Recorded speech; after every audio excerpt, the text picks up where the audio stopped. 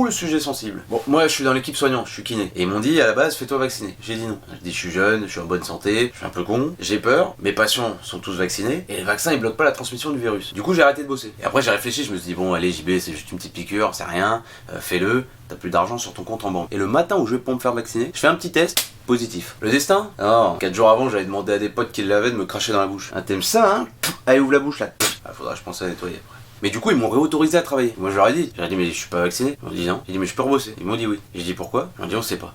Et là, ils viennent de me suspendre à nouveau. Parce qu'apparemment, au bout de 4 mois, t'as plus d'anticorps, t'es de nouveau dangereux pour tes patients. Alors que les miens, hein, ils l'ont chopé 10 fois, ils ont eu 4 doses, parce que là où je bosse, on a le docteur Maboul. Je te jure, hein, l'autre, il se balade dans les couloirs avec sa picouse. Qui veut une dose? Qui veut une dose? Qui veut une dose? Vous avez combien d'injections, vous? 4? Allez, jamais 405.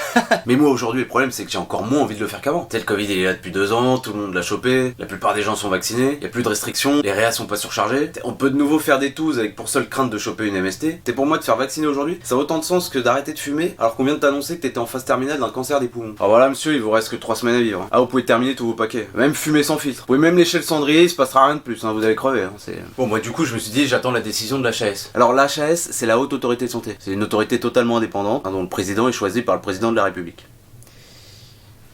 Donc totalement indépendant. Alors je suis allé voir les avis Google et les gens ont l'air assez unanimes sur la qualité de votre travail. À vomir, immonde, dégueulasse. Quentin Sarko qui a dit attention, loge maçonnique du Grand Orient. Bon lui visiblement il a des infos qu'on n'a pas. Et eux ils ont dit non on réintègre pas les soignants non vaccinés. Moi je dis ça pour vous mais ça va pas vous aider à gagner plus d'étoiles sur Google. Et du coup le gouvernement il a dit non aussi. Notre ministre de la Santé il a déclaré les derniers chiffres font état de 600 infirmières sur l'ensemble du territoire. Donc ça ne sera pas la solution miracle. Alors d'accord Francis, hein, ce sera peut-être pas la solution miracle mais c'est peut-être un début de solution. Tu sais si tu joues une finale de Coupe du Monde à 9 contre 11 pendant 1h30, même si sur le banc t'as un unijambiste et Gilbert Montagnier, tu les fais rentrer. À droite Gilbert, putain à droite. Non l'autre droite, il est pas seulement aveugle, lui aussi complètement con là. Surtout que les infirmières c'est un peu les zizous de l'hôpital. Tu sais, elles font le jeu, font des passes D, se font insulter. Christine, bon elle fout quoi l'autre là? Bah il met le pension de la 15 là. Mais j'en ai rien à foutre que tu sois toute seule pour 35 patients. T'es pas contente? Bah appelle ce numéro. Non c'est pas quelqu'un qui va venir t'aider, c'est l'Elysée. T'as l'impression que cette décision envers les soignants c'est un peu un truc d'enfant de 5 ans. Non t'as pas voulu jouer au ballon avec moi hier, et bah aujourd'hui je joue pas avec toi.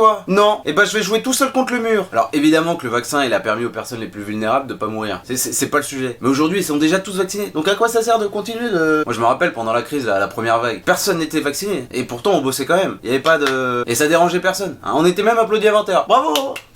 Bravo! Parce qu'on passait toute la journée à soigner des patients avec pour seule protection des sacs poubelles et des gants de cuisine. Sylvie t'as fini? Ouais. Tu me prêtes tes sacs Lidl? Bah non parce que j'ai plus de blouse.